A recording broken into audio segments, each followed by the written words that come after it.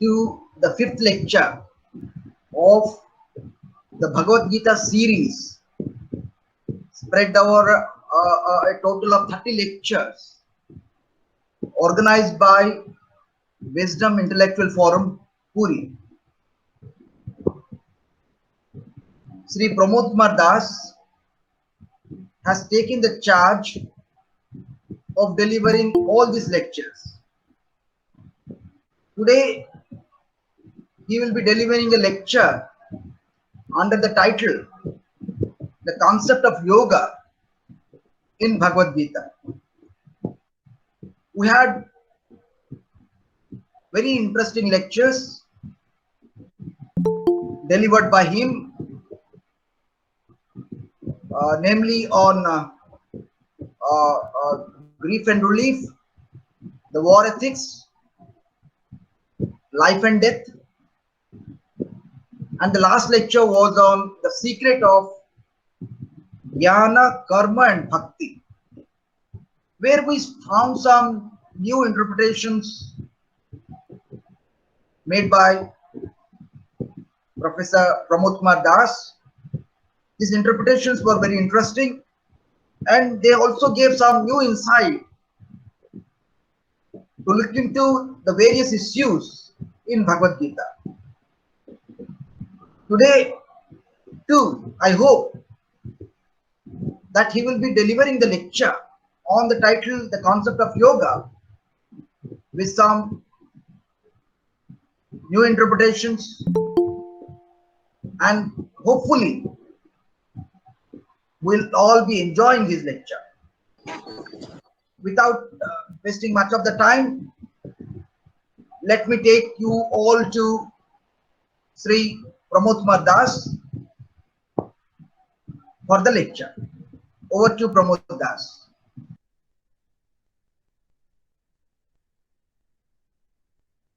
I also invite Professor Prafulla Mahapatra sir, who is the teacher of all of us. He is here. We are very much delighted to have him today. Now over to Mr. Pramod Kumar Das for the lecture. Namaskar to all of you. Respected Dr. Rao,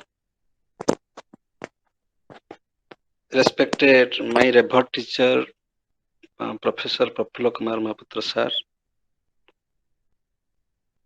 very esteemed participants of this session, and respected members of Wisdom Intellectual Forum, Puri. This is the fifth lecture in the lecture series, and the topic is the concept of yoga in the Bhagavad Gita.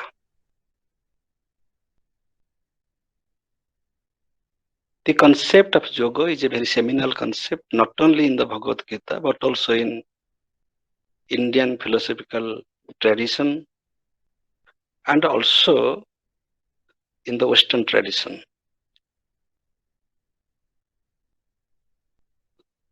But today we shall limit our discussion to the context of Bhagavad Gita. So, what is the very common sense meaning of yoga that a layman can understand? By yoga we can mean that it is addition. And what is the purpose of addition? Because addition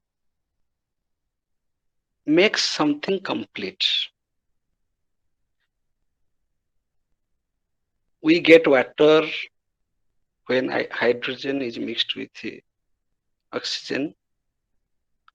In science also, we take the help of addition in order to get a new thing. In the language also, we combine the subject and predicate to form a judgment. Otherwise, judgment is not possible. It is the addition of the subject with the predicate.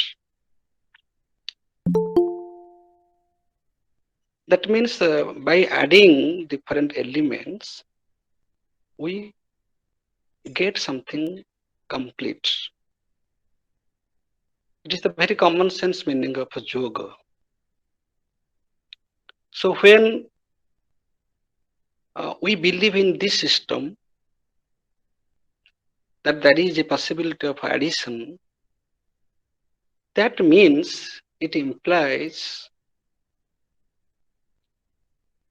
the division or the distraction or the diversification or the diversities that are experienced in life and that is seen all around us.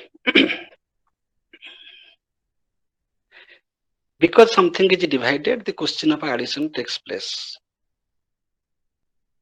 If there is no division, there is no question of addition. For example, in Sankhya Yoga, this concept of yoga is discussed in details. There is also a chapter in Bhagavad Gita. The second chapter is known as Sankhya Yoga, which we are dealing now. We are now focusing on the second chapter of the Bhagavad Gita, which is titled as Sankhya Yoga. Here Sankhya means knowledge, jnana, and yoga means unattached action. Yoga means practice. So, in order to get complete perfection, knowledge is not enough. Action is also not enough. Bhakti is also not enough. But the synthesis of jnana, karma, and bhakti is taken into consideration in order to have perfection in everything, in creation, in the personality of a man. So this is the usefulness of addition. Jnana, karma, bhakti, these three are taken together in the Bhagavad Gita in order to understand, in order to have a complete personality of the human being. Jnana without karma and bhakti is an abstract knowledge. It is mere informative. Knowledge should be translated into action. And if there is blind action, mechanical action, without the support of jnana and bhakti, then that is just like an action of a machine. Human action cannot be judged in that way. Action is supported by, is backed by knowledge and emotion also. Similarly, bhakti is bhakti, it's not asakti, only when it is backed by the right knowledge or perfect knowledge. So, though we can discuss jnana, karma, and bhakti separately, but these three are to be synthesized in order to have complete personality. In science also, we add so many elements. In Naya system, it is said that this world is created out of the combination of atoms. The world has been created, the atomic theory of the universe. In that also, we discuss that the world has been created out of the combination of atoms. So, combination, the possibility of combination or addition is there.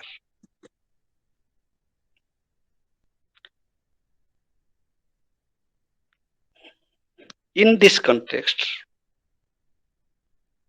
there are here the word yoga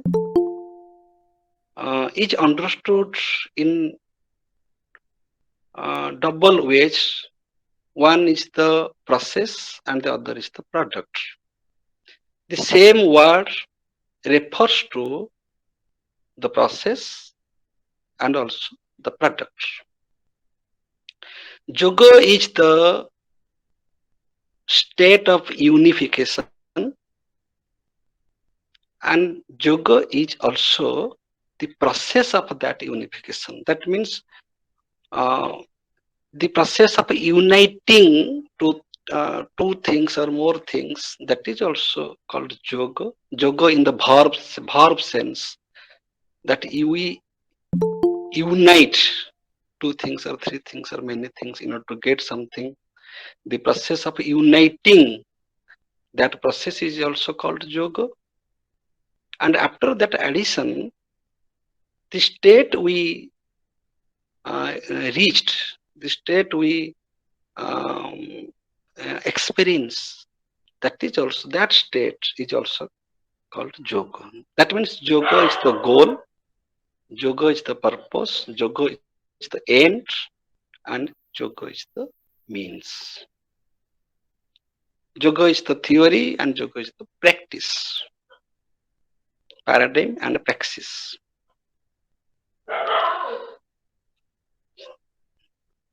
So far as the process is concerned, so many philosophers, as it is discussed in science, we do that processing method in the laboratory. Similarly, in philosophy, when we discuss about the different layers of consciousness, different functions of a human mind, and we believe that the man has body, mind, and spirit. Here, or in order to understand the total reality, our body is not only not enough, our mind is also not enough. Mind means, as it is discussed in the Western philosophy, um, here in Indian context, mind is conceived in a different sense. In India, in Indian tradition, mind is not, in Western tradition, there is only one word, that is mind. But here, the mind has been divided into uh, functions and different layers, like mana, buddhi, ahankara, chitta. These are the different vrittis, or different functions, and there are also different layers of consciousness. That yes, I am conscious, you are conscious, and some other people are conscious. I am conscious of something, and Vivekananda is conscious of something. Here, the consciousness does not belong to the, and a child is also conscious of something. So here, consciousness is there, but the layers are different. So the question is how to understand the totality, how to understand the total phenomena. Here the question comes, is my body enough? Body means sense organs. My sense organs, through my sense organs, I perceive, I know the world. That is the perceptual knowledge.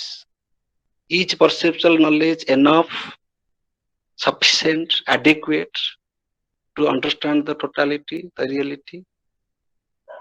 Is my mind sufficient to understand the totality? Or we can take both mind and sense organs to understand the totality. In Naya system also it is discussed that the mere contact between sense organ and object cannot give us knowledge, as it is believed in Western tradition. Perception means the contact between sense organ and object. I perceive something, and by that I know something, know that object. But mere perception is not knowledge. Here mind interferes. This is according to Naya system. Naya system says that if your mind is absent, even if your sense organs are engaged in perceiving things, then that perception, there is no perception at all. If if there is perception, but it is not communicated, it is not experienced, it cannot take the form of knowledge. So their mind interferes.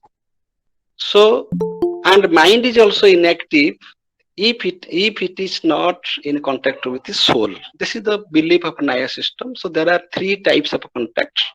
Sense organs, objects should come in contact with the sense organs. Sense organs should come in contact with the mind, and mind should come in contact with the soul. So when all these four elements are engaged in a knowledge situation, then we can have a knowledge or judgment. Otherwise, it is fallacious. That means there is also a saying, united we stand, divided we fall. United we stand means we are complete, we are perfect if every element is united. If there is any type of distraction, any type of diversification, any type of fluctuation, then naturally we fall, we become incomplete. But in there is also another meaning of yoga. In Sankhya system, yoga is also understood in the sense of a bijoga. There it is said that Purusha and Prakriti, when they are combined together, creation is possible. But liberation is possible only when Purusha is detached from Prakriti, or there is a separation from Purusha and Prakriti. So when we think of yoga, naturally it means that we undertake the process of bijoga from something else. For example, I can transcend the higher only when I am detached from the lower. This is also a meaning of yoga. Here,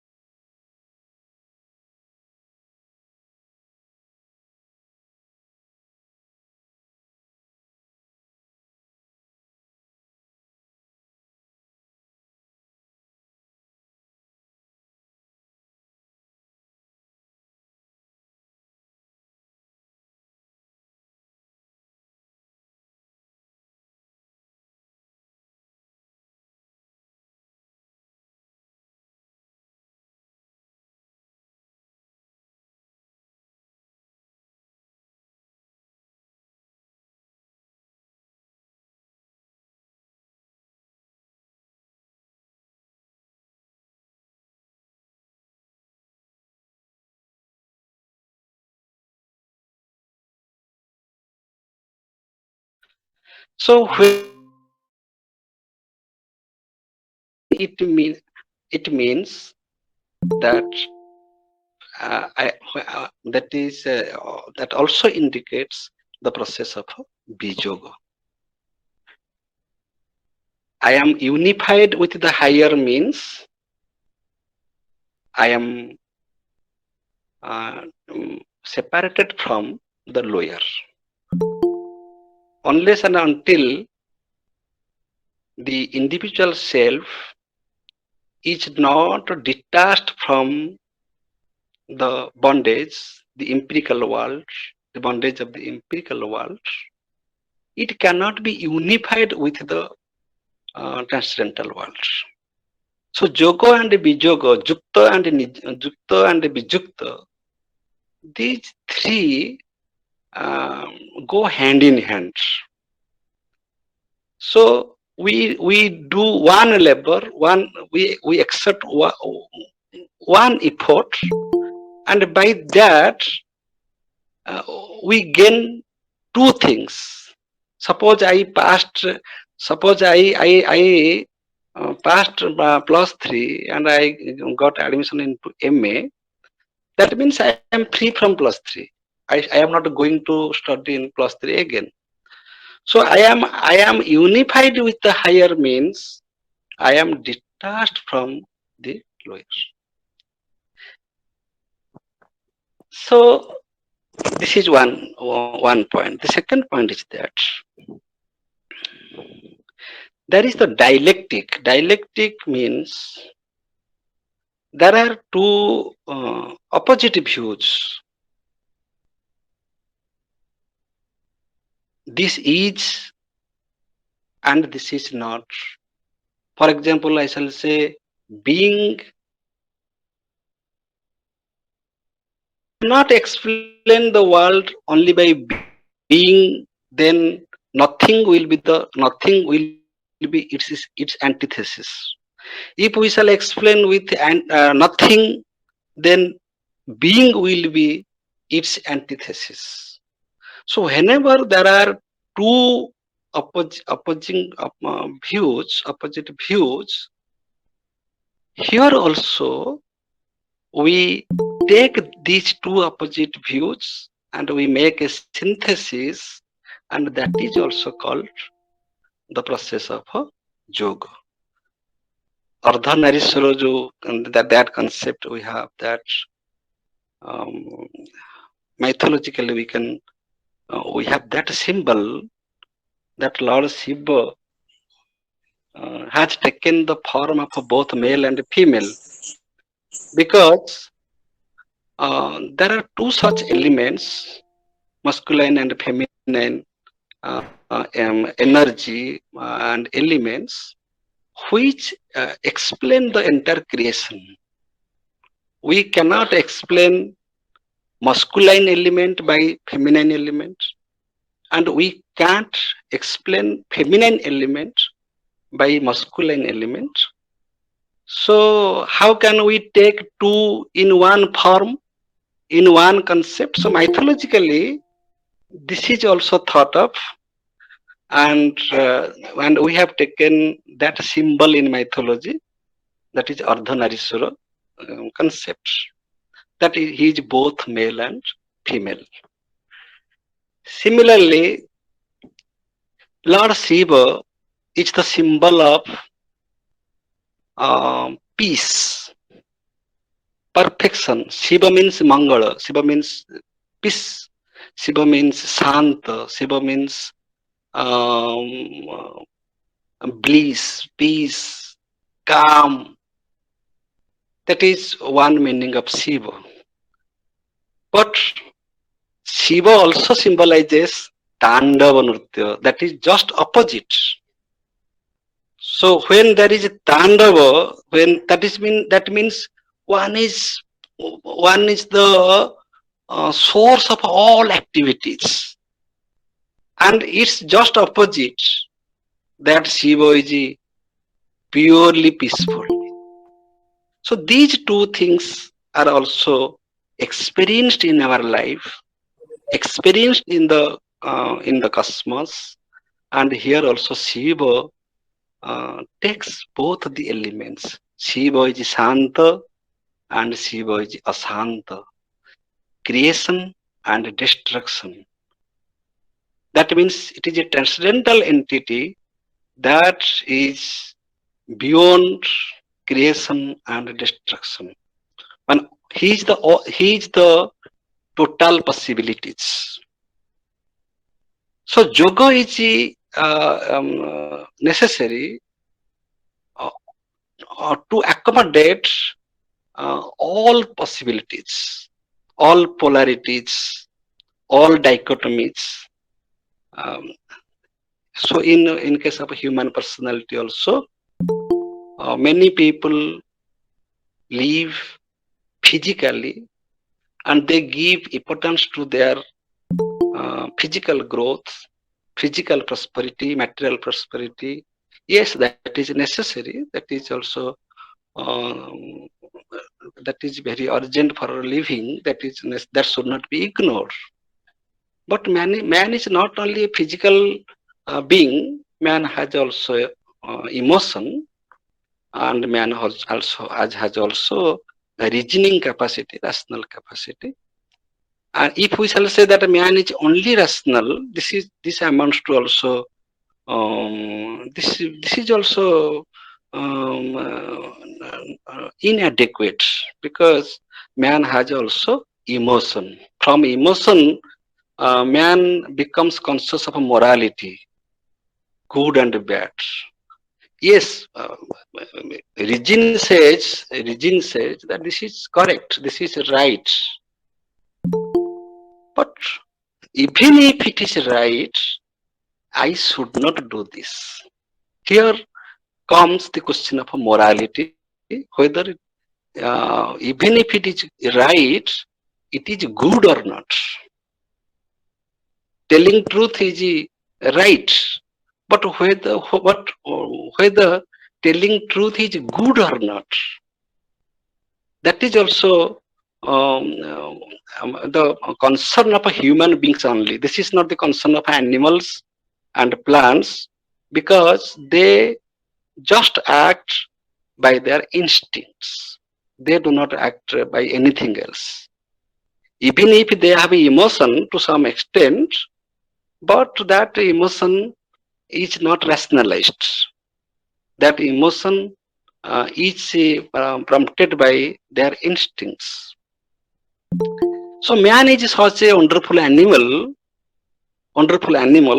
being in this creation, is a highly evolved being who can exercise these three faculties: cognitive, cognitive, and affective. That man is able to know, and man is able to feel, and man is able to will. Man has willing power, man has feeling power, and man has knowing ability. So mere knowledge is not enough. If there are three faculties in man, so any one of them is not complete. It is inadequate. So far as yoga, yoga is given emphasis because uh, these three elements should be combined. Therefore, the cognitive aspect is called jnana yoga. The cognitive aspect, that is willing, that leads to karma yoga. The affective aspect, that leads to bhakti yoga. And these three possibilities, abilities should be also synthesized in order to have a complete personality. In Bhagavad Gita, there are 84 yogas, and if we shall discuss in details, there are hundreds of yogas, and so many yogas are there. Even Tantra Yoga, Hatha Yoga, Integral Yoga. These are out of Bhagavad Gita. Besides Bhagavad Gita, there are also many types of yoga which are discussed in other systems. Um, Radha, in Bhagavad Gita, there are 18 chapters, and each chapter is suffixed with the word yoga. Here, literally, in Bhagavad Gita, yoga is understood in a very beautiful way, that it is a way of life. It is an effort to make our life practical with all perfection. Metaphysical issues are there. We don't say that there is no metaphysics in Bhagavad Gita. Yes, metaphysical issues are there. But besides the metaphysical issues, so far as yoga is concerned, it is free from metaphysics. It is directly concerned with our practical life. So yoga in the Bhagavad Gita means um, that it is an that it is an opportunity to be perfect. Every occasion of life is an opportunity to be perfect. So if there is an occasion of knowledge, be perfect in the knowledge. If there is an occasion of action, be perfect in your action. If there is an occasion for feelings, be perfect in your feelings.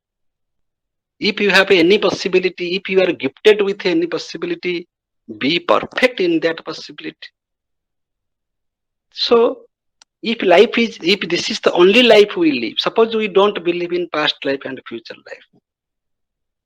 If we accept that this is the only life, then Bhagavad Gita says, if you know that this is your only life, then you have more responsibility. You are more responsible to be 100% perfect in every occasion of life to be perfect. If you have suppose I am listening to my teacher that he is speaking something or he is taking a class, then as a student I should be 100% attentive. I should listen to my teacher, or I should read a book very sincerely. When if I write something, I should be sincere. If I am speaking something, I should be very much sincere. So in the pursuit of knowledge and in the every occasion of pursuing knowledge, I should be perfect, because this life is the only life. Because this moment is the only moment. This if this moment goes, it goes forever. So I should live this moment with 100% attention, with the aim that I shall I am getting added. That process of getting added is yoga, because I am finite and I am becoming I am transforming day by day, and that process of addition is yoga. I am getting added. Physically, my cells have been changed, so that is also new cells are taking place. So that is also addition. My dates are counting. I am marching towards death. So that is also an addition. My knowledge has been matured day by day. That is also a type of addition. My feelings have been matured. That is also a type of addition. So every day is an addition to my life in the form of knowledge, action, and devotion. I am not going back, and I should not. I should live more. I shall live uh, with better possibilities, and that is yoga. Because I should be added. Everything should be added in my personality, in my knowledge, in my action, in my understanding. Suppose I have certain dogmas yesterday. Suppose I had certain misunderstandings yesterday. If I am free from those misunderstandings, then that is yoga. Arjuna was confused at one time. Arjuna became clear at another time. That means it is a process of yoga. And it is not a bijoga. Bijoga of confusion and yoga of knowledge.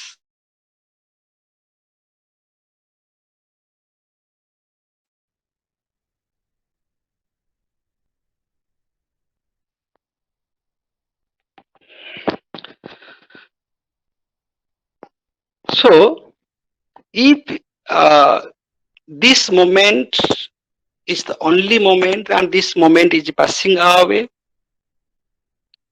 then I should live this moment with full of attention and perfection, and that is the meaning of yoga.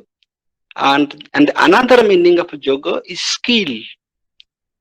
Skill skill is also yoga. That means the skill of doing something. Yoga karmesu kausalam. We all do action. Animals also do something. Animals also eat. We eat. We do our we do many things that also animals do. Ahara, nidra, bhaya, maithuna, all these things we do, and animals also do. But we know the skill of doing. Skill of doing means we shall do our actions in such a way that our actions will not bind us. I shall do something and I shall be free from that action. I shall do something. I did something, but I know the technique. I know I should know the skill that that action will not bind me back. It will give me a promotion to go ahead, to be better. My actions will not pull me down. My actions will promote me to be perfect. So there is a skill behind it, and that skill is niskama. That yes, expectations will be there, but expectation should not be our passion. I desire something to do something. I desire to do something. Without desire, I can't do. But once the action is done, naturally the consequences will follow or will not follow. Uh, we did that action at a time 1, time A, and now I am in the time B, so I have another assignment. And in time C, I have another assignment. And in time D, I have another assignment. If I shall hang over in the thought of time 1, doing one action, that means I neglect my duties assigned in time B, C, and time D, and so on. That means we should know that technique, that skill of doing action. So here, yoga means skill. Skill of one. I am in the first point. I told that yoga is the process. The second one, what we are discussing now here, yoga as the process. So, jnana is a process, karma is a process, bhakti is a process. These are all processes to have the complete assessment of the totality. It may not be possible, but there is an attempt, and that is life. We try to explore, and that is also job of science. Science knows that it cannot explore the entire universe, but science does not stop. It goes on discovering things and things, and it does not lose its hope. That pursuit is life, and that pursuit is the scientific journey, and that pursuit is philosophy. Philosophy does not have any conclusion. Philosophy is the pursuit of searching the truth. Philosophy cannot conclude that this is truth, because all judgments are relative. We cannot have a absolute judgment about anything. But we should not be empty. We have to go on exploring the thing, and that is the meaning of a life. Similarly, nobody can be 100% perfect, but we have to be more perfect day by day. That is the meaning of life. and yoga is meant for that. Yoga as the process is also called skill or kausala of doing an action. I shall act, but I shall act in such a way that my action will not bind me. Similarly, when we shall discuss of Jnana Yoga, here um, we shall discuss that yes, there are many ways of knowing. Our sense organs give us knowledge. We people commit a mistake that um, we mistake the source of knowledge as the knowledge. Perception is the source of knowledge, but perception is not knowledge. Perception is the source of knowledge. My perception is not knowledge. My perception is my perception. My perception may be different from others' perception. My inference is not knowledge. My inference is the source of my knowledge. I am trying to know something through these processes, perception or inference or verbal testimony or any sources of knowledge we take. They are all sources of knowledge. They are not knowledge as such. But many times we mistake the source of knowledge as knowledge. So sense organs cannot give us the full assessment of knowledge, the complete assessment of knowledge, and it is very well discussed in Jaina system that five blind men cannot assess the elephant because they are blind. If they were not blind, they could have assessed the elephant. We are blind means we are dependent. We are dependent on our sense organs.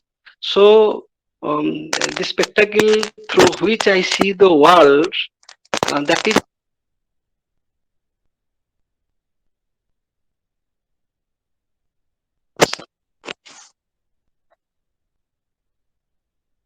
because I see the world through that spectacle. So my perception is conditioned by the network of my perception. My inference is also so conditioned. Uh, so sense organs cannot give us knowledge. Now comes mind.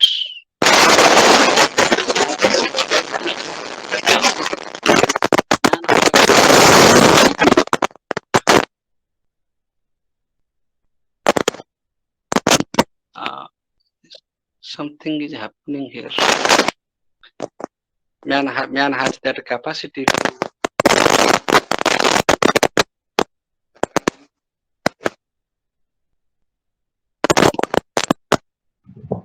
Sir, some loose contact,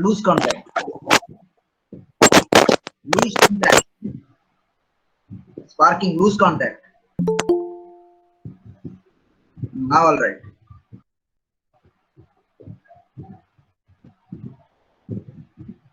Not audible, sir. Not audible.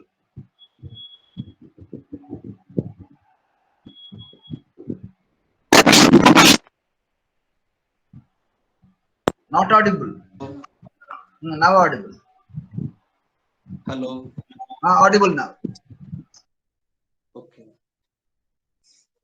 Similarly, when we take the help of logic, that there are certain basic laws of thought, that law of identity, law of contradiction, law of exclusivity, and we take the help of certain laws, and on the basis of that, we draw a conclusion from the given premises. So here it is also said that the conclusion does not give us any new information, but is already discussed in the premises. That is only said in the conclusion, because it is a joining in a circle. The circle is from premise to conclusion, and again it can be thought in a circle, because there is a principle by which we can jump from the premises to the conclusion. So this is also a technique of knowledge, technique of knowing something, and by that way we cannot know, can't have knowledge. Again, that is also a source of knowledge. The source of knowledge cannot be knowledge as such. Therefore, Immanuel Kant said that in spite of all our techniques, both experience and reason, we can only know the phenomenal world, the world that appears to us, the world that is conditioned by our knowing process. The source that we claim uh, as the process to know something, that source is the limit. That limits our knowledge. So we cannot know the noumena, we cannot know the whether the, that means whatever we know, that is not knowledge, knowledge of the truth or knowledge of the reality. We have to be satisfied with the phenomenal world. That means if the product of our knowledge is the phenomenal world, then that is not knowledge after all, because that is subject to change. So the knowledge of truth remains an impossibility for human beings. It is not possible by any sources. So Jnana Yoga is an attempt to know the truth. Whether it is possible or not, that is debatable. And but that process itself is yoga. That process, at least we have to admit that we, whatever we know to be our knowledge, and whatever we know to be the claim of our knowledge, that is not so. Therefore, man has an urge, inner urge, to know the higher entity. What is beyond that boundary, which is explored by Hegel after Kant? That if there is a boundary, then there must be something beyond the boundary. If there is a boundary of a phenomenal world, then it implies that there is something beyond that phenomenal world. If there is a thesis, it implies that its opposite is antithesis. And if there are thesis and antithesis, then there must be a synthesis. So these are the many types of interpretations. But Jnana Yoga here is also another technique, skill, or kausala that though we know that human knowledge is not sufficient, human knowledge is inadequate to assess the complete reality, but we should continue that skill of knowing the reality. We should not be satisfied with this phenomenal world. We should not be conclusive about this phenomenal world, and our odds for knowing the truth should not be dead. We should search that truth. And searching is philosophy, not reaching at certainty is not philosophy. Philosophy means we have to search. We have to search. Rationality means also that. Rationality does not believe in any conclusion. Rationality means wherever we reach, we shall again rethink it, review it. Again we shall criticize it. Again we shall think what can be better. What can be the possible errors in my knowledge? If we think that way, we can claim that we are rational. Suppose we established a thesis, then we should be very much liberal, um, very much open. We should give that space for reviewing that. Yes, there is still a scope for discussion, because this is not conclusion. Because in philosophy there is no conclusion. In rationality there is no conclusion at all. If you conclude somewhere and you make your house, then that leads to dogmatism. Whatever may be your conclusion. God exists or God does not exist, These are all suppositions. So be open. Take this view, that view. Don't be attached to any view. So there are many logics whether God exists or not. So the function of mind is to think logically. But in Indian philosophy, mind is not only that as it is understood in Western philosophy. Mind has different aspects. This aspect is very lower aspect of mind according to Indian philosophy. Here it is believed that there is consciousness and that consciousness has different layers of consciousness, and as the layer, so is the vision of the truth. As we shall take a electric bulb, if it is a small bulb, then it gives small, very low light. If it is a big bulb, it gives more light. Similarly, we people all have a mind, but we have different layers of understanding. We have different layers of consciousness. Therefore, we have different um, possibility of understanding of the same world.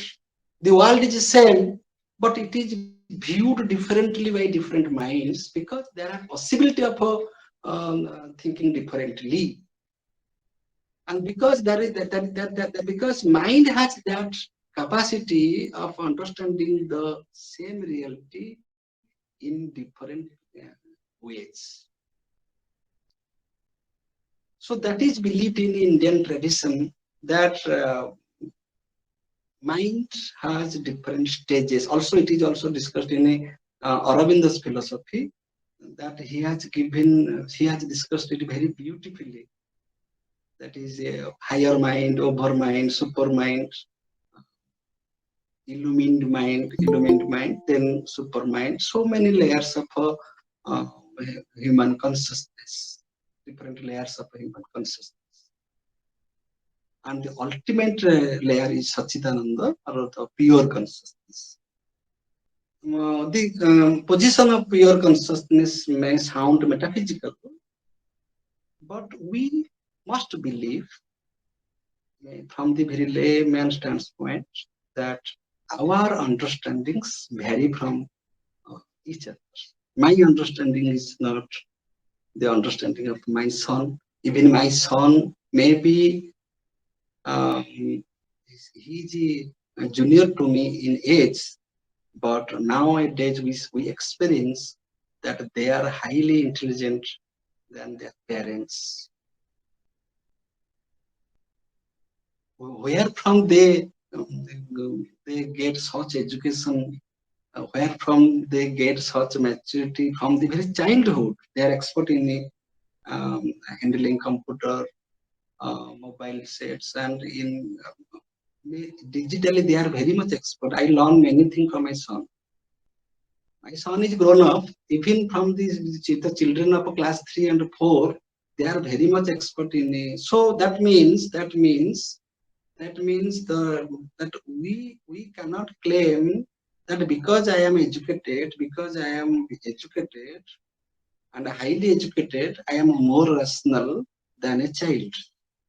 Because different mind, because we possess our own mind. I have my own mind, and I have my own way of understanding the thing, and that may be very much inferior to the mind of a child, or maybe superior to the mind of a child. Depends upon the situation or context. That means we have different levels of understanding. So Jnana Yoga highlights that there is the possibility of knowing uh, better from day to day life. We can have to know that skill, and that skill is samatvam. Samatvam means equanimity of mind. Samatvam yoga uchyate. This is the this is the highest teaching of Bhagavad Gita. If you claim yourself as knowledgeable, if you claim yourself as a sadhu or a very perfect man, then that is tested by your status of mind, whether you are sthira or asthira. Even if you are confused with your rational flights, rational uh, in rationality, what happens? There remains two parties: to be or not to be, to fight, not to fight, to do, not to do. We always find ourselves in the crossroads, and we can't decide that which road is the perfect, whether I shall go this way or that way. That was the position of Arjuna in the battlefield. The technique is go beyond that, go beyond the polarities. Make your mind calm, because that is the source by which you will know.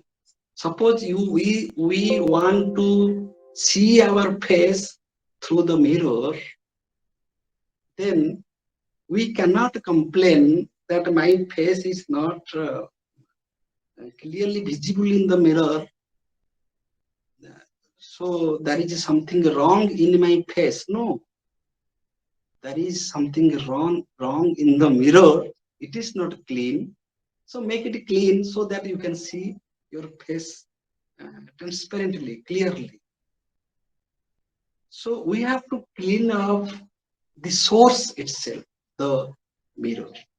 So if mind is the source of rationality, if mind is the source of reasoning, then we have to clean off that mind. We have to train our mind. We have to culture our mind that it should not be trapped by thesis or antithesis, by this or that, sukha, dukha, winning, failure, uh, not by any polarities. It should remain calm, because whenever mind gets trapped by one instead of the other, because of the help of logic. Suppose there are two preferences. If I prefer one, vegetarian, non-vegetarian. If I prefer to be vegetarian, I have some logic behind it that I should be a vegetarian. A non-vegetarian, there are also certain logics. Yes, okay, in the practical life, I have to choose one. I may be vegetarian or non-vegetarian, but so far as the jnana is concerned, knowledge is concerned, suppose there are some non-vegetarian people and they have their logic behind it, and there are some people who are vegetarians, they have some logic behind it. As a neutral mind, I should go beyond both of them. And that was the position of Lord Krishna in the battlefield. He was with Arjuna, but he was not trapped by Arjuna. He was against Duryodhana, but he was not trapped by that animosity. He was neutral. He was looking the war situation with a neutral mind, because mind should be trained in that way. So equanimity, the state of equanimity, that is called sthita prajna in Bhagavad Gita, that is the skill of knowing.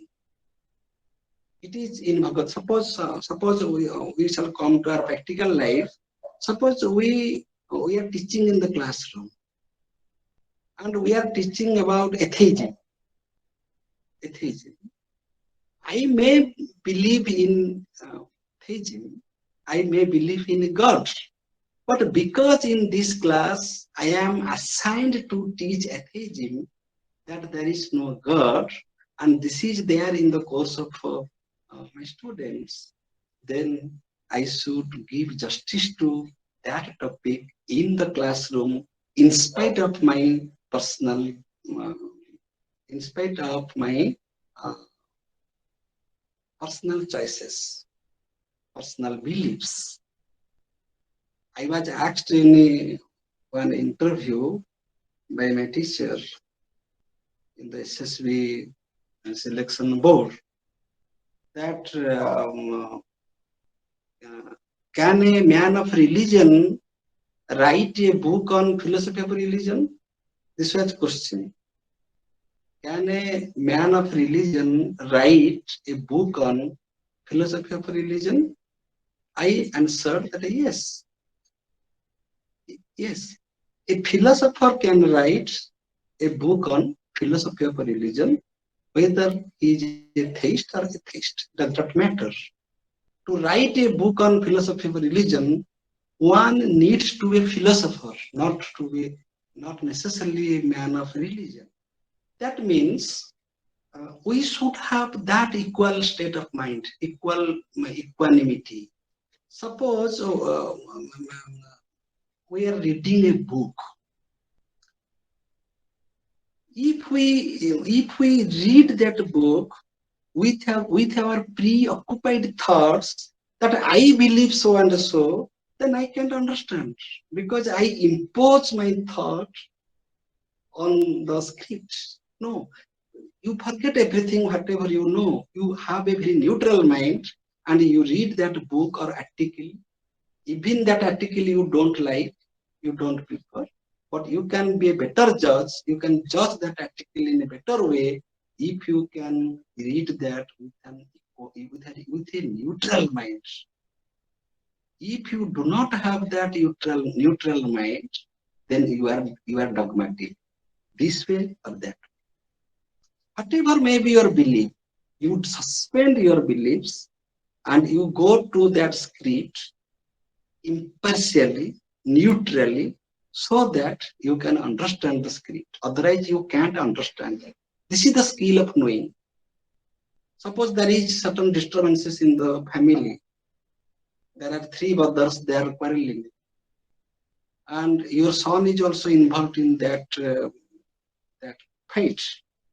Even if your son is involved, you should have a neutral mind, thinking that my son may be mistaken.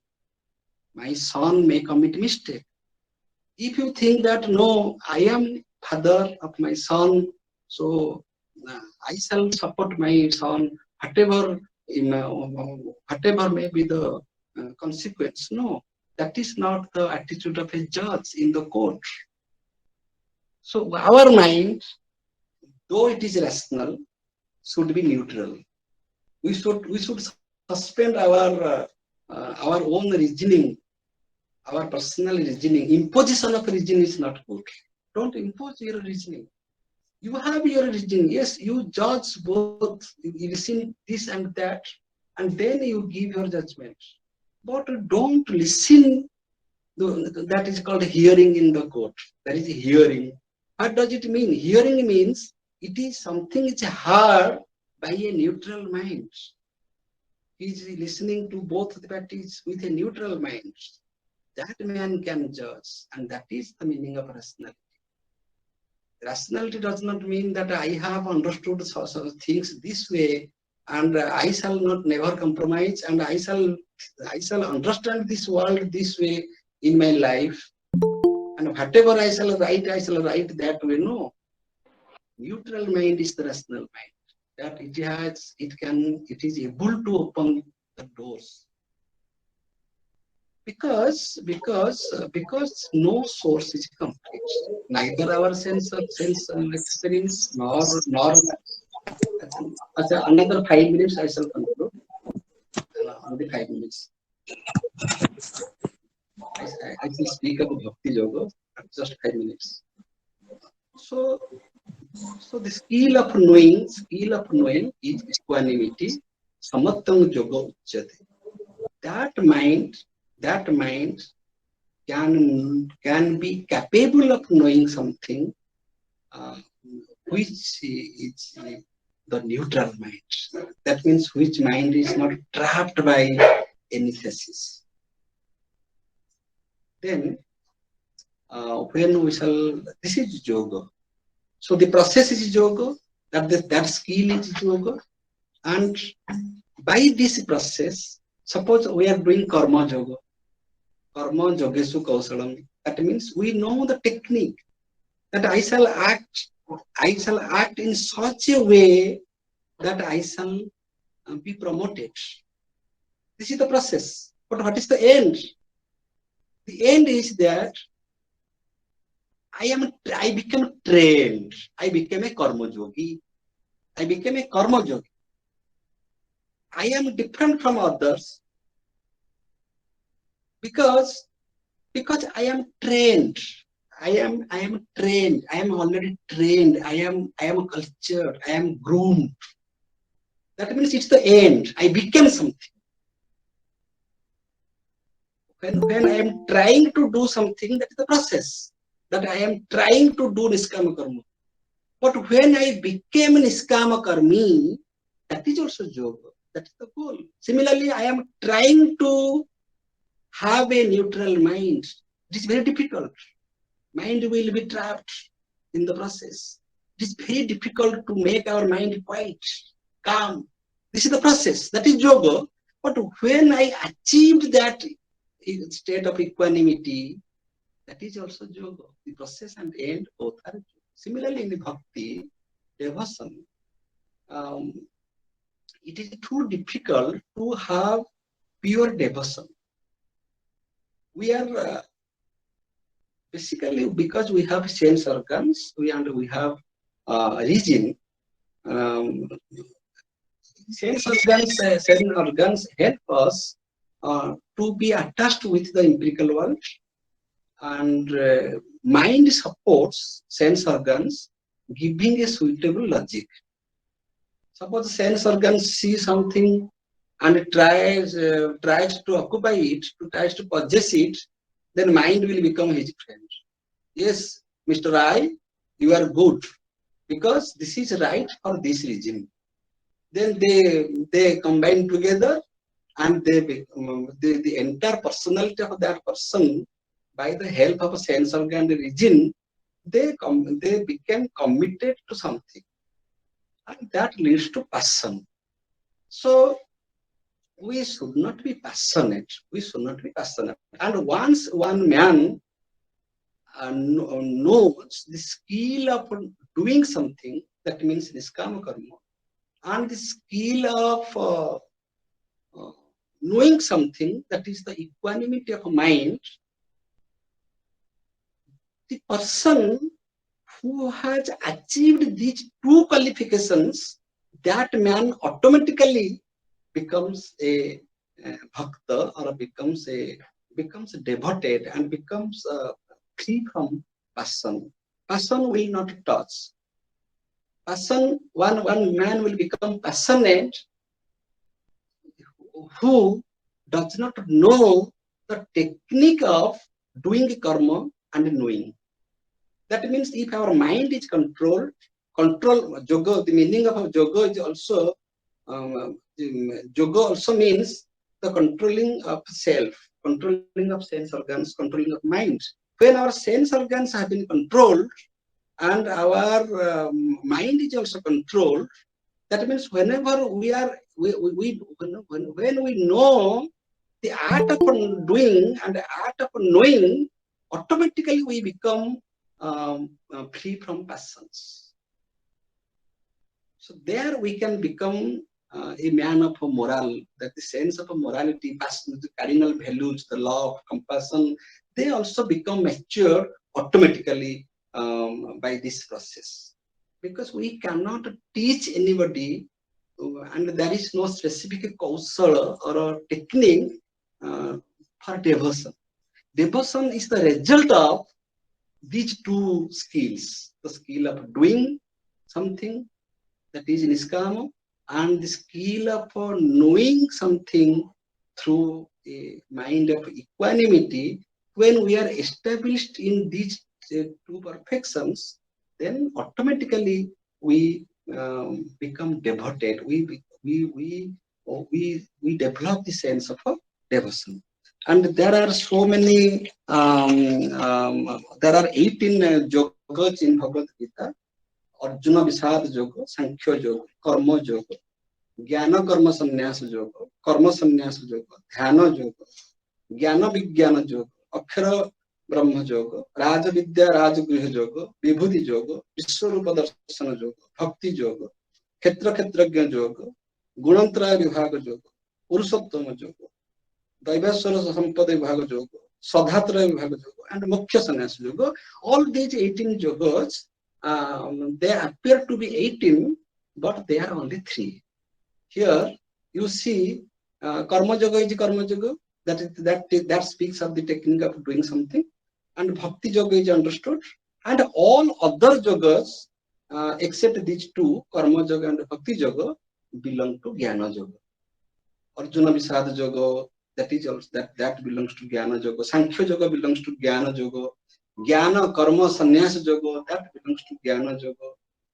Karma Sannyasa Yoga, here is karma, but that is also Jnana Yoga. Karma, we have to know the technique. That technique is karma sannyasa.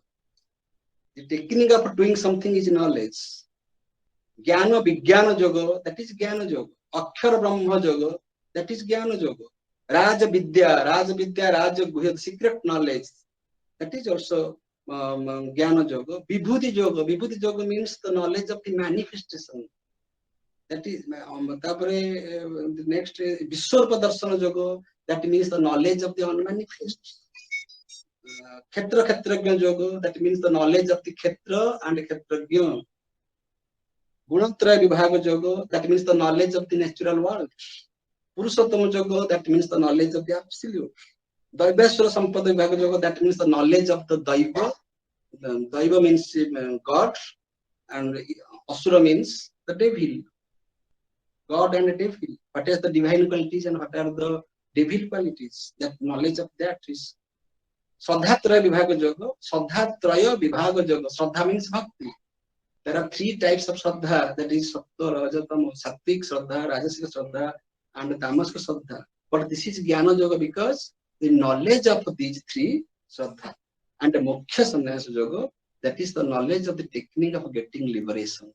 So there are 18 chapters, but all these 18 chapters can be bracketed under only 3 yogas, that is Jnana, Karma, and Bhakti. Similarly, in the Patanjali Yogi, Patanjali Yoga, there are 8 steps, and the first is Jama, and just I am 2 minutes. Just I am telling it because it is necessary. Raja Yoga speaks of the technique of Jama and Niyama. When the Raja Yoga especially discusses the technique of Jama and Niyama, and these 2 are from Patanjali's 8-fold paths. Then Hatha Yoga discusses these are beyond Bhagavad Gita, they are not discussed in Bhagavad Gita. Raja Yoga is discussed. Hatha Yoga means the body culture, the asana management, a sound physical base for pursuit of psycho-spiritual practices. That we have a body and we have secretion of hormones in our body, and that also influences our mind, and that our body should be cultured, and that is that process is called Hatha Yoga. Kriya Yoga, that brings into focus the importance of pranayam. Pranayam, the science of pranayam, that is even focused in Kriya Yoga. And integral yoga, that is the integration of the physical, vital, and mental order to pave the way for descent. That means we have 3 elements: physical, vital, and mental, and these 3 should be integrated in so that the higher can descend into us. One should be able, one should be qualified so that the higher can be accommodated in us. Then Tantra Yoga, that develops the practical method of arousing the latent divinity in the individual. Then they rise higher through different chakras to the Sahasra Chakra. I am not going to discuss all this. And the Rajadhiraj Yoga, that is the combination of Raja Yoga and Tantra Yoga, the principle and the practice. When we discuss yoga in both theory and practice, that is Raja Yoga is the theory, and theory means the discussion about Jama and Niyama, and Tantra Yoga is the practice. When we taken these 2 yogas together, that is called Rajadhiraj Yoga. So that means yoga, the concept of yoga is very comprehensive, and it is generally we can say is the way of life, and way of a human life, and the way of a perfect human life. And that perfection is only attained by this yoga. Otherwise, we stand where we are. If we want to be perfect, then we have to add something. That addition is yoga. And when we are getting added, we have to be disconnected from our lower self. Every day we are transforming. So our transformation into the higher state implies our regression from the lower self. Thank you. Thank you.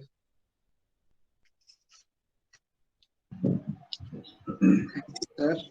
Okay, thank you very much once again for yet another nice, clear, and precise lecture. You have tried to explain and justify the concept of yoga in Bhagavad Gita, not just limiting the concept to Bhagavad Gita itself, but you have tried to expand it by making a reference to other systems of Indian philosophy and also to some extent Western systems. And also you have tried to look into the concept of yoga in Bhagavad Gita by making a reference to our general experiences and the scientific interpretations. So thank you once again, Professor Pramod Das, for an interesting lecture. Now, well, I don't see any question in the chat box, but we have with us our teacher, Professor Prafulla Mahapatra sir. I request him to make some observations. Over to Professor Mahapatra sir for making some observations on the talk of Pramod Das sir. Mahapatra sir, over to sir. Uh, I was not prepared for this. I wanted to learn from this lecture. Are you hearing me? Yes, sir, you're audible, sir. You're audible, sir. Okay. So now that you have given me a task, for which I was not prepared, but okay. I was listening to um, Pramod's lecture on yoga very attentively, right from the beginning. He has mastered the technique of putting the uh, text in a apt perspective. Um, I can only um, make this observation that uh, this is the concept of yoga. He has really given elaborate interpretation of yoga in um, the Bhagavad Gita, different types of yoga. But two things he said about yoga, for which actually has prompted me to react. One thing is that yoga is something which is which means that you are adding. I mean, literally, yoga means to add. So, the concept of a person or concept of a man, used sexlessly, man and woman, I mean, is that it is always in the process of evolution. So, it is adding. He has very rightly said, it is you're adding more and more as he grows elder and elder. And that is how you are, that is one way in which you have to understand the concept of yoga. The other thing that he said about um, yoga is samatha yoga uchyate. Well, this is a very appropriate thing because we have in the Bhagavad Gita, the concept of Sthita Prajna, where you are neither elated in your success or happiness, nor depressed. You are advised not to be depressed in your failures. So, Vitaraga Bhakyoda Sthitadir Muniruchati. So, that is the concept of Sthita Prajna. And yoga is, in my view, yoga, I do a bit of moral pursuit, but my major forte is philosophy of mind. Now, there I find that yoga really is meant to present an integrated view of the person, not the dualistic picture of the person as the Cartesians of daughters, or even as in our Indian culture also. We are in the habit of making extreme divisions between the mental and the and the material, mental and the physical. Actually, in Patanjali's Yoga Sutra, there was an improvement over the Sankhya philosophy. Sankhya were not particularly theists.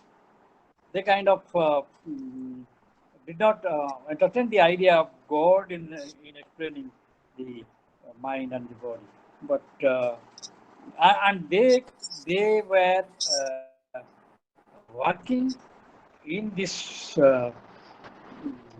picture of dualistic picture of the mental and the physical. Prakriti and Purusha, this material principle and the spiritual principle or the mental conscious principle, they were supposed to be absolutely opposed to each other. And that is where Patanjali felt that he should make an improvement, because that if you take the material principle and the conscious principle as absolutely opposed to each other, then no evolution can be possible.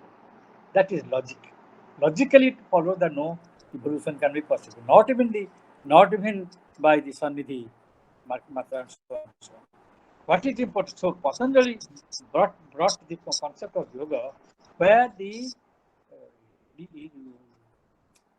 individual self is to be united with the universal self, and there that can be possible only if you take a holistic view, not a dualistic picture of the man as consisting of two types of substances, the mental substance and the physical substance.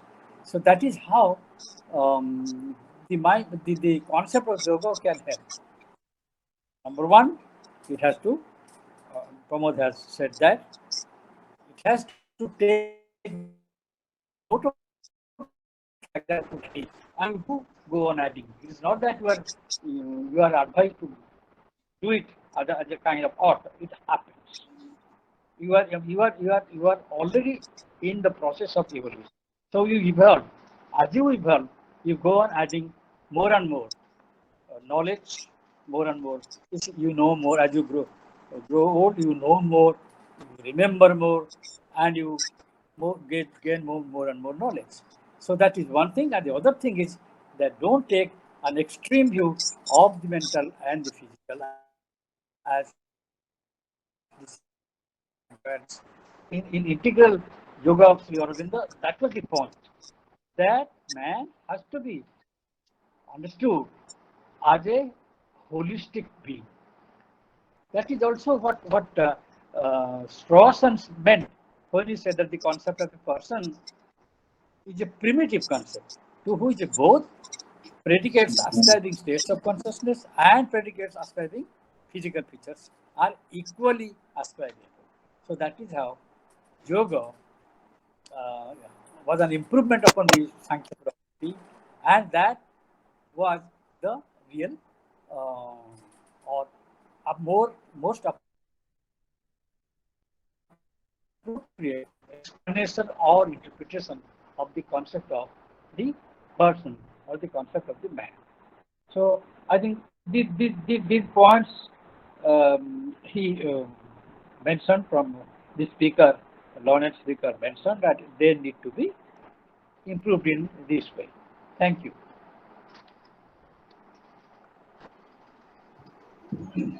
Thank you.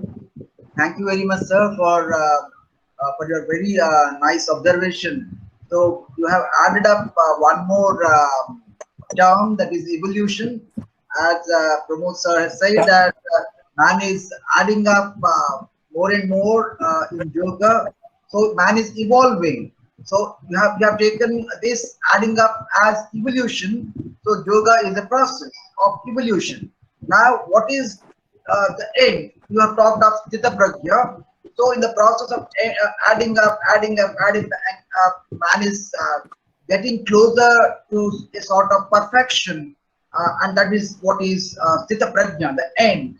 So, we see yoga as a process in evolution and as a product as a Chitta Prajna. So thank you very much, sir, for a very nice approach to the entire, the nice synopsis for the entire talk of Pramod, sir. Thank you very much, sir. Thank you. Thank you. Thank you, sir. Thank you very much, sir. Sir, I don't see anybody writing anything in the chat box. Well, I have one message from Sravani Misra. Well, he gives a compliment for a good lecture. I want anybody, if anybody wants to raise any question, they're free to unmute themselves and make a suggestion or make an observation or ask some question. Just we'll wait for say half a minute, and if somebody unmutes, we'll go on. Otherwise, we'll wind up with a brief synopsis of what Pramod sir has said. I don't see anybody unmuting, so let us move to the next the next part, that is providing a brief synopsis of what Pramod sir has said. Well, the entire gist of the talk of Pramod sir has been provided, but still, well, I go step by step because I was interested with this duty to give a synopsis. So, well, sir has already made a path very clean of the entire talk, but still, let me go something like this. Well, Pramod sir has tried to explain the concept of yoga with a common sense position by asserting that yoga is addition, and he tries to justify this idea of addition by taking the ordinary addition, say in common sense, and also in science, he talks of the addition of oxygen and hydrogen molecules to get water.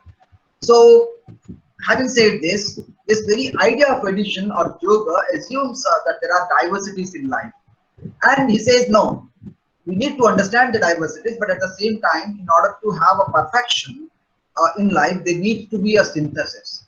So he takes a course to Bhagavad Gita, wherein he says the perfection lies in making a synthesis between jnana, karma, and bhakti. The other day, in the last lecture, he talked on the secret of jnana, secret of bhakti, and karma and bhakti. So while talking about the secret of jnana, he said the secret of jnana lies in understanding or having the knowledge of my ignorance. So defining the limits of my knowledge or understanding the limits of my knowledge is the secret of knowledge. And similarly, he talked of the secret of karma by asserting that the secret of karma lies in acting in the lines of swadharma without thinking of or without pondering over the consequences. And while talking of bhakti, he said that this life is a life of attachment and we cannot avoid it, but we need to leave this life of attachment with the sense of detachment from the world to get attached with the higher. So that is also contained, that this idea is very much contained in today's lecture also. So he needs to see a sort of synthesis between jnana, karma, and bhakti. Now, in making the synthesis, he takes the body, mind, and spirit, and he tries to see, well, the body in itself or the mind in itself cannot actually transcend to the higher. So there is a need of the synthesis of body, mind, and the spirit, unseen spirit within, to have to attain a sort of perfection wherein the spirit loses its sense from the lower and elevates to the higher, and that is possible through yoga. And talking about yoga, he says yoga involves also Vijoga. Every step there is Vijoga. What is Vijoga? Vijoga means getting rid of. So sacrificing the lower is Vijoga, and uniting with the higher is yoga. So every in this process of sacrifice and and getting united is seen in every step. So in the process of yoga, there is two things are involved. There is Vijoga as well as yoga. So sacrificing the lower in favor of the higher. So this is how he tries to see the entire idea of yoga, and very nicely he has taken the example of the sort of situation that Arjuna has fallen into. He was confused. He was in a state of confusion. Well, he had jnana, no doubt. Yeah, Arjuna was a learned man. He had the knowledge, but he was not able to transform that knowledge into action. So that was the problem, because he was too much pondering about the consequences. There lies the problem. He has the knowledge, but he at that time in the battlefield he failed to know the secret of karma. That is, the secret of karma is not to ponder over the consequences, which Arjuna somehow failed to realize this. That's why he was in a problem. And the yoga there lies in sacrificing this dilemma of fighting or not fighting, by sacrificing the ignorance and making a transition to the higher, that is making a transition to the true knowledge, that is sacrificing the ignorance of the secret of karma, and transcending to the higher, that is making a distinction, and at that moment what would be the right action given those circumstances. So he has to sacrifice his thought over the consequences, and he has to get himself united with his own swadharma. That is how he can carry forward. And there is yoga also. There is Vijoga as well as yoga, sacrificing the ignorance and getting united with the true knowledge. So that is how yoga and Vijoga is also involved there. So Pramod sir also talks about the polarities in life, the extremes in life, and somehow man tries to get himself attached with a certain polarity or a certain extreme, and that's how it's a failure. He says it's not a complete view. Any polarity is not the Professor Mahabhadra sir was also saying that attachment with any polarity that the Cartesians do or make a distinction between the two, it is actually fragmenting the issue. Rather, a union between the two, that is what is needed. And Pramod sir, he tries to say that every issue needs to be taken with a neutral mind. Is only a neutral mind that will not be trapped by any extreme, and it tries to see the thing in a holistic way, where everything is taken in a sort of yoga, a sort of tradition, and sort of bringing different elements together to find a holistic view. Now, as a product, there is addition, and he takes yoga as both a process as well as a product. At the end, sir has tried to Pramod sir has tried to explain at the end of yoga lies in it involves a sort of three steps. What is that? Uh, he talked of bhakti yoga, wherein he said it involves a sort of three steps, as I could see, that we need to live in this world. We cannot escape that. So that is a sort of yoga attachment. Okay, but having realized that this world is not the world, this is not the exact world, this is not the real world, so need to transcend. So live in this world with a sense of detachment. So attached with the world yoga, and having a detachment from this unreal world, that is the yoga. So once there is a detachment from this world of Maya, or say unreal world, there is again an elevation to the higher self. And this elevation to the higher self means attachment to the higher self. So every step, so three steps: live in the world of live in this world of attachment. So there is yoga. Living in this world of attachment is yoga. Knowing this world of attachment is not the real world, there needs to be a sense of detachment. So there is the yoga. So having detached from this world, There is again yoga, that is the lower self transforming itself, transcending itself from the lower limits to get united with the higher self and becoming the higher. This is how the entire process goes on, and Professor Mahapatra sir very nicely tried to say this process and product that we see in yoga by saying that man is evolving, and this process of yoga is nothing but evolution. Very nice take from this very line. This process of addition in life, knowing more, getting more, doing things in a better and better way. It's all evolution. So the process of yoga is evolution, and the product of yoga is Tita Pratya. So it's the end, the highest perfection. So this is how I see the entire lecture of Professor Pramod Das, and also a very nice synopsis, the take from Professor Mahapatra sir, our teacher. So this is how I see the entire the course of this webinar. But I don't see any question. Well, there is a question from Sravani Mishra. Yes. So the question is whether this search, when you talked of during the course of your lecture, you talked of that this search for knowing more and more goes on in a never-ending continuity, and we have miles to go in search for truth. How do you see this? There is no end to knowing the ultimate truth. So we go on, the process goes on, and we talked of an end, the Sthita Prajna. Okay, how do you see the entire combine this? Well, there is a evolution, and uh, the confusion actually that arose in mind of Shravan Mishra is, well, when you talk of philosophy as it is, philosophy, you say there is no end in philosophy, it's a continuous process, it goes on, goes on, goes on. But when you talk of yoga, you talk of a sort of, say, evolution, a process, and also an end, the end in Sthita Prajna. So there is an end.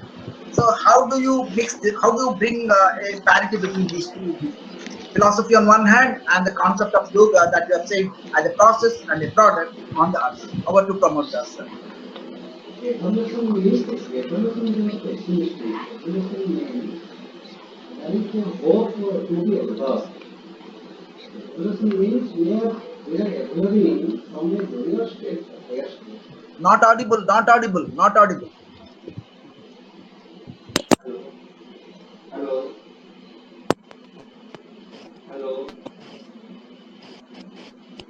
hello,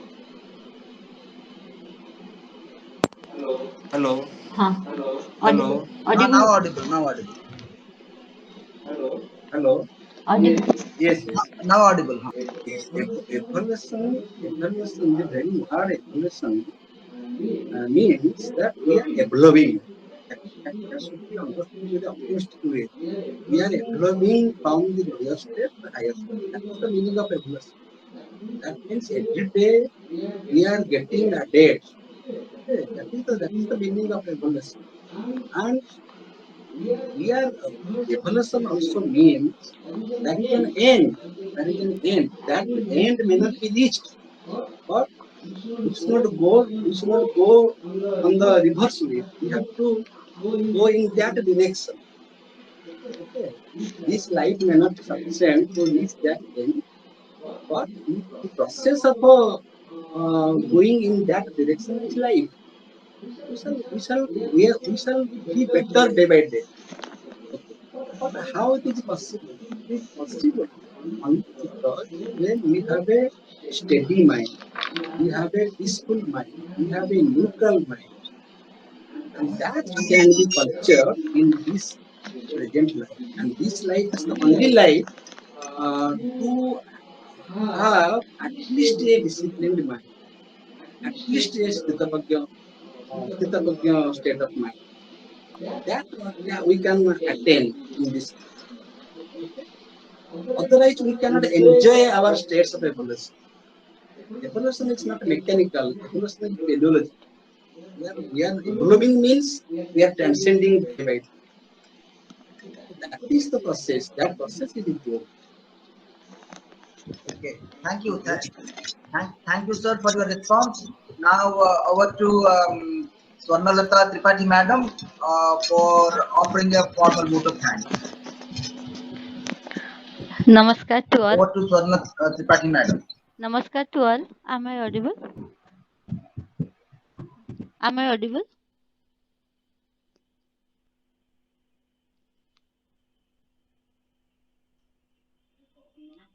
Namaskar to all. Am I audible?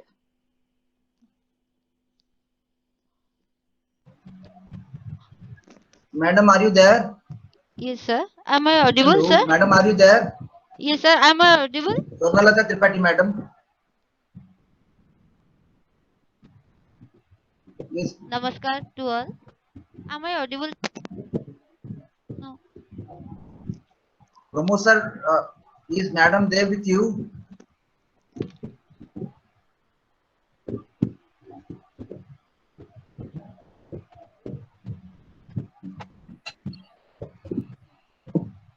Namaskar to all.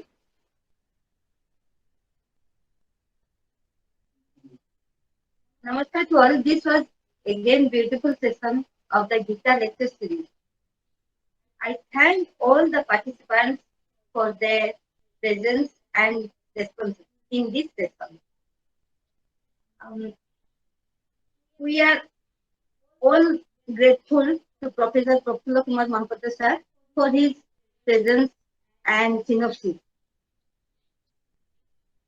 Yoga is both means and goal, theory and practice, process and product. Yoga is the skill of living a life of perfection. So yoga is skill as well as perfection. Both skill and perfection make our life and personality complete. I am grateful to Pramod sir for discussing the secret of the skill and perfection of life. I thank Dr. Rao sir for his silent and active support in making this program successful. He beautifully moderates all sessions with interest and dedication. His concluding remark is very clear and pinpointed. I thank you all. We shall meet again next Saturday with a new topic. Thank you. Pranam.